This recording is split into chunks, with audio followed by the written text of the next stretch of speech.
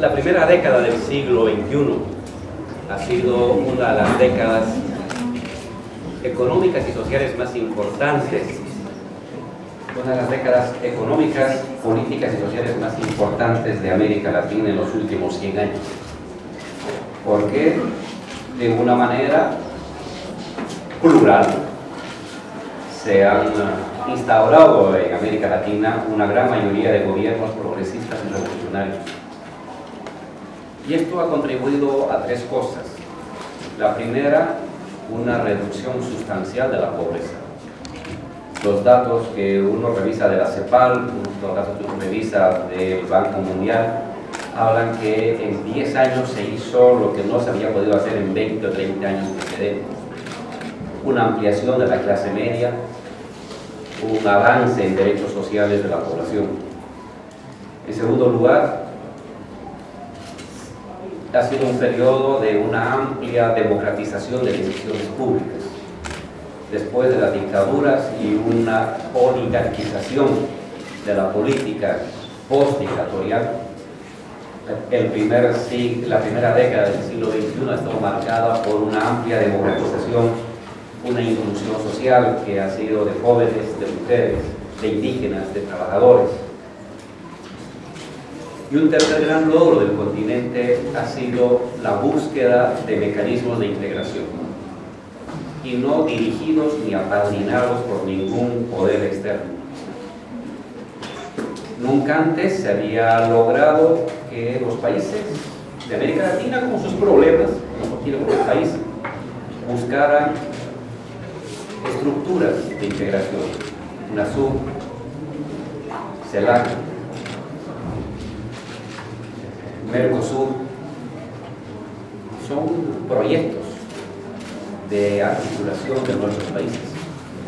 Y son proyectos que no dependen de un padrinazgo externo, que dependen de la capacidad asociativa de los países. Con las dificultades, es complicado articular estructuras regionales, pero lo importante es que por primera vez lo hacemos nosotros solos. Lo hacemos por decisión propia y sin tener que pedir permiso a nadie. Eso que ahora es muy obvio y muy natural, hace 20 o 30 años era imposible. La integración regional no va a ser un camino fácil, no lo es en ninguna parte del mundo, pero es un camino obligatorio. Soy un convencido que el siglo XXI, independientemente de los regímenes políticos, va a estar marcado por la influencia de los estados continentales. Europa es un estado continental, Estados Unidos es un estado continental, China es un estado continental, y son, junto con Rusia, los países que definen la orientación de los procesos de globalización económica mundial. Si América Latina quiere influir de alguna manera en el curso de estos procesos de mundialización, tiene que actuar como continente. Ningún país por sí solo es relevante, ni siquiera el gigante de Brasil por sí mismo tiene la capacidad de influir en el destino de la economía mundial. Pero si nos asociamos 450 millones de personas que poseemos agricultura, gas, petróleo, minerales, litio, juventud, fuerza laboral formada, está claro que como continente podríamos influir en el destino del mundo las siguientes décadas. Esa es nuestra obligación. Es difícil construir porque colocarse el chip de lo regional es difícil frente al chip nacional. Siempre estamos pensando en el marco de las estructuras nacionales. Y cuando queremos mirar un poco más allá, nos cuesta. Mercosur es un ejemplo de las dificultades para integrar solamente en comercio. Pero está claro que al margen de esas dificultades o por encima de esas dificultades, si este siglo no actuamos como continente, va a ser nuevamente otro siglo perdido, donde otros definirán el destino del mundo y América Latina simplemente tendrá que soportar los designios, buenos o malos, de otros que definen nuestro destino. En el marco del respeto de las identidades nacionales, podríamos crear un Estado continental plurinacional. Es decir, cada régimen político y económico y su identidad propia de cada país, de cada estado, pero un segundo piso de instituciones continentales, financieras, jurídicas,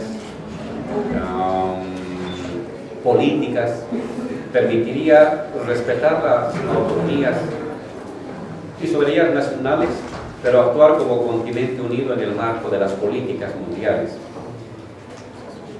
Yo confío que más pronto que tarde llegaremos a eso, porque si no el continente nuevamente va a perder.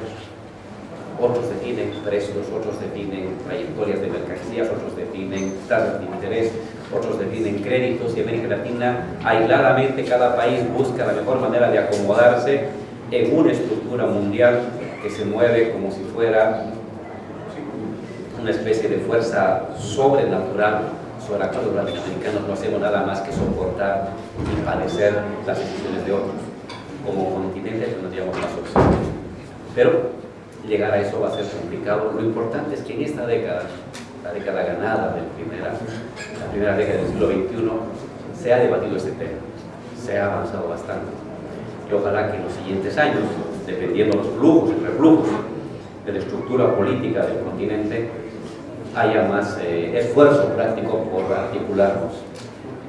Hoy estamos pasando un bajón temporal en la integración, en la unidad de nuestros países, pero yo lo considero como un bajón temporal. Independientemente del régimen político, todos sabemos de que solos no nos va bien. No hay país que tenga importancia en el mundo por sí solo. La experiencia que yo he visto en Bolivia, y creo que en otras partes del continente,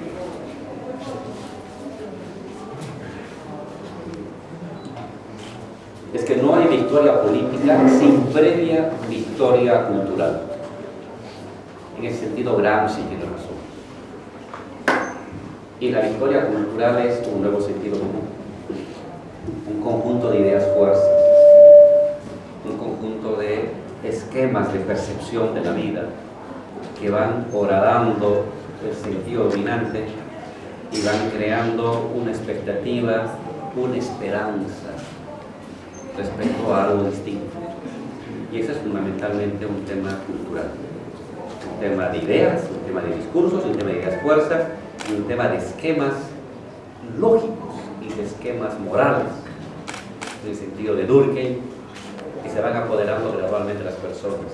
Y es un trabajo reticular en medios de comunicación, en academia, en sindicatos, en el arte, en la literatura, en la pintura, en la música, que crean nuevos esquemas de entendimiento y ordenamiento del mundo. Sobre eso viene la victoria política, la victoria cultural, la movilización. Esa es la experiencia latinoamericana. Si uno estudia Argentina, por ejemplo, o Bolivia, viene una crisis de los viejos paradigmas y el viejo sentido común y se abre un espacio de disponibilidad. Y ahí hubo la virtud de que fuerzas progresistas supieron llenar ese espacio de disponibilidad con nuevos esquemas de percepción. Pero luego nos descuidamos. La gestión pública nos descuidó y dejamos que en los medios de comunicación, en el debate público, en las revistas, en la radio y en la televisión, se fuera apoderando, no totalmente, pero se fuera apoderando esquemas conservadores.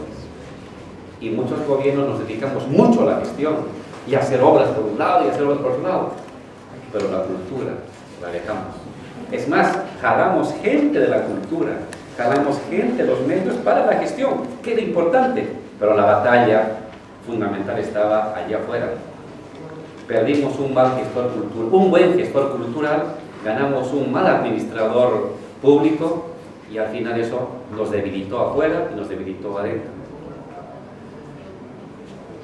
Entonces no puede haber victoria política sin previa victoria cultural. Pero a la vez, en ese sentido, Gramsci tiene razón. Pero no hay triunfo cultural si no hay victoria política frente a las fuerzas opositoras. Y ahí Lenin tiene razón. ahí es Lenin. Puedes ganar mucho en la cultura. Si no lo traduces en poder de Estado, estás perdido. Te puedes pasar 500.000 años haciendo gestión cultural, gestión ideológica, gestión simbólica, pero si no has concentrado en un hecho de fuerza y de poder, sigue el viejo régimen y tú te vuelves en un cuate buena onda, progresista, en tu trinchera cultural, que no ha modificado la correlación de fuerzas del Estado. Ahí necesitas a Lenin. No hay hegemonía sin victoria cultural, pero no hay victoria cultural duradera sin victoria política y sin derrota de tu adversario. Y luego otra vez lucha cultural, y luego otra vez victoria política, y luego otra vez lucha cultural, de manera ininterrumpida hasta que se acabe el mundo, ¿no? Porque además no hay hegemonías perennes ni irreversibles. La hegemonía es una correlación de fuerzas. Y si tú te descuidas, esa correlación de fuerzas puede revertirse, como ha sucedido y está sucediendo en varios países de América Latina. Entonces, la mirada que yo tengo, no es cierta esa diferencia entre guerra de posiciones y guerra de movimientos. Unas para Occidente y otras para Oriente, ¿no? Las dos son simultáneas. En todo país de Occidente y de Oriente, las dos tienen que venir. Entonces, hoy estamos en un reflujo temporal y la preparación de un nuevo flujo, un nuevo ascenso social, que nadie puede decidir cuándo será, porque eso no se define en un laboratorio, lo definen las personas en su vida cotidiana. Va a requerir estos sedimentos contrahegemónicos. Y ahí está la batalla actualmente. ¿Cómo construimos un nuevo sentido del mundo? Lo que ha pasado ahora es que la derecha se ha impuesto, pero no con un horizonte de esperanza alternativo, sino se ha impuesto como rechazo a ciertas cosas que han hecho los gobiernos, pero no un horizonte que pueda permitir articular las esperanzas y las pasiones de la gente. Entonces, es un tipo de victoria pasiva, victoria sin corazón, victoria sin alma, porque no hay horizonte alternativo de este lado de la derecha. Lo que está haciendo es reciclar lo viejo, revivir lo viejo.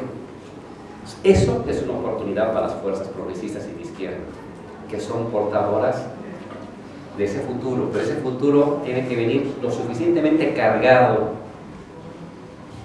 de reflexión que nos permita superar los errores que hemos cometido antes. El espacio está abierto y va a depender mucho de lo que uno va haciendo en el ámbito de sus luchas cotidianas. Una nueva hegemonía es posible en este sentido gramsciano-leninista de las cosas. Es la experiencia que tenemos en Bolivia y creo que recientemente hemos presentado un lindo libro de un historiador norteamericano, un doctor en historia norteamericano, que revisó todos los archivos desclasificados de la CIA, de USAID y del Departamento de Estado, y pudo retratar con una claridad extraordinaria. Se llama el libro Balas, Gringos y Minas, es su tesis de doctorado, y pudo retratar con una tan diáfana esto que parece simplemente un cliché, el imperio. Pues esto mostró al imperio en acción y por la boca de ellos mismos, no por la denuncia de un vicepresidente. Y en el caso de USAID, demostraba cómo en los años 60 en verdad era un organismo de contrainsurgencia en una guerra a muerte contra los que llamaban el peligro comunista, y todos los temas de ayuda, que colocar una posta sanitaria por acá, en fin, venían en verdad simplemente camuflando lo que era una guerra cultural, un proceso de formación ideológica en contra de los sindicalistas, que eran considerados el enemigo público por ser comunistas. Y de hecho USAID llegó a ser una especie de plataforma militar, porque hasta para ir a reprimir a los mineros salían las granadas y las metralletas de las oficinas de USAID, de los almacenes de USAID. Una cosa así muy grosera. Pues eso que lo retratan para los años 60 no varió mucho en los años 70, en los años 80 y en los años 90. Y lo que hemos hecho nosotros es poner un freno ahí. Somos muy respetuosos del gobierno norteamericano, somos admiradores de su cine, de parte de su cultura, de su ciencia. Fomentamos la lectura del inglés a los jóvenes para que, junto con un idioma indígena, el castellano, aprendan un idioma extranjero para vincularse con el mundo. Somos personas que nos ubicamos en el mundo, pero no por ello nos sometemos a las relaciones de dominación del mundo. Al tiempo de reconocer la importancia de esa potencia económica, lo que hemos dicho es, lo que queremos son relaciones de respeto. Y cuando no ha habido relaciones de respeto por parte de USAID o por parte del ADE o por parte del embajador norteamericano, nos hemos votado y hemos expulsado al embajador norteamericano. No porque nos caiga mal en general los embajadores norteamericanos, sino no aceptamos que un embajador se meta en la vida política interna de nuestro país. Lo aguantamos 3 años y cuando se metió en la vida política y las pruebas eran demasiado contundentes, señor, por favor, váyase. Nos puede gustar la actriz Lawrence de Juego del Hambre, pero no por eso voy a aceptar que usted se meta en la vida de lo que pasa en Bolivia. Son cosas muy distintas. Lo mismo hicimos con la DEA. La DEA esta vez lucha contra el narcotráfico, y cuando la DEA comenzó a usar la información de lucha contra el narcotráfico para presionar políticamente, incluso para camuflar transporte de droga a otros países, dijimos, señores, ustedes no ayudan, váyanse. Lo mismo hicimos con USAID. Cuando USAID comenzó a usar su presencia en organizaciones juveniles, universitarias, sindicales, para promover supuestamente el pensamiento libre, dijimos, señores, eso no lo hagan. Está bien que nos ayuden a colocar un sistema de riego, y muchas gracias, y somos agradecidos, somos gente agradecida y sencilla. Pero cuando es el pretexto para reunir a 500 jóvenes y hablar de las virtudes de la democracia liberal y de los peligros del comunitarismo, del indianismo y del comunismo, señores, eso es meterse en la vida política de un país, váyanse. Siempre estamos atentos a estas batallas. No nos gusta, no es que estamos a la caza de Pokémones extranjeros que traen ideologías, no. Pero cuando nos damos cuenta y tenemos suficientes pruebas de que nos creen tontos, o creen que nos estamos durmiendo y que pueden sembrar nuestras espaldas, decimos, no señores, somos un país pequeño, somos un país humilde, somos un país trabajador, pero tenemos mucha dignidad como para no permitir que abusen de nuestra confianza. Nos hemos deshecho. Pero ellos, claro, no retroceden, tienen muchos medios. Si no es la NED, aparece otra ONG, y si no es una ONG norteamericana, es una ONG europea, es una fundación europea, que hacen la misma labor. Por eso hemos votado a IBIS, una ONG con financiamiento, creo que sueco, noruego, que estaba haciendo el mismo trabajo en comunidades campesinas. No, señores, si quieren colaborar, mejor si no vienen. Y si quieren colaborar, que lo hagan en algo muy práctico y técnico. Y si se meten en temas ideológicos, políticos, váyanse. Lo mismo ha pasado y va a pasar con otras fundaciones europeas que están sustituyendo a USAID en el papel de bombardeo y de tanques de sentido común, tanques de pensamiento y de irradiación de sentido común conservador, y eso no lo vamos a aceptar. Esta es una guerra perpetua, yo diría. Es la lucha por las ideas, la lucha por el sentido común, que es el fondo decisivo de la lucha política. Quien tiene el sentido común, quien administra y monopoliza el sentido común, administra y monopoliza la política del país. Y los buscan eso, lo entienden, son también gramscianos. Ellos se han muerto de gramscianos y de una manera espectacular. Entonces se quiere ir más allá de Gramsci también para dar esta batalla. Sobre el tema de las bases militares, eso es algo que uno había creído que ya estaba desapareciendo. 10 años de gobiernos progresistas, de impulso continental a la integración, de sacudirnos de padrinos, de sacudirnos de padrastros, creo que no fue suficiente. Nuevamente, de manera subrepticia, vemos la presencia de tropas norteamericanas, sin justificativo alguno. ¿Qué enemigo hay en el desierto de Atacama para que vengan tropas norteamericanas con sus equipos, sus radares, ¿Qué enemigo? ¿Qué grupo terrorista? ¿Qué grupo, qué prolongación de ISIS está en Atacama? No hay. A no ser que el enemigo sea el pueblo del mismo país o el pueblo que está al lado, que también es parte del mismo, porque antes de 825 esa era una sola región aymara que llegaba hasta el sur de Perú, el norte de Chile, el norte de Argentina y Bolivia, es una zona, y son familiares. Entonces esta presencia nos llama la atención, hemos protestado públicamente de por qué tiene que haber presencia militar, y lo importante espero que los gobiernos y los pueblos reaccionen. Si nosotros somos sumisos, por supuesto que los poderosos van a aprovecharse de esa sumisión, y da vergüenza que tengamos gobiernos sumisos a esa intervención. Pero si hay un pueblo que despierta, hay un pueblo que asume su responsabilidad con el continente, está la clave. Nosotros podemos protestar, pero mientras el pueblo de Chile no se movilice o sus autoridades no asumen una responsabilidad con el continente, los norteamericanos van a meterse hasta en la sopa. Siempre lo han hecho. Entonces, depende mucho de nosotros. Un intelectual que no comprende lo que pasa en su tiempo y en su país es una contradicción andante, dice Rodolfo. Y el que comprendiendo no actúe tendrá un lugar en la antología de llanto, no en la historia viva de su tierra.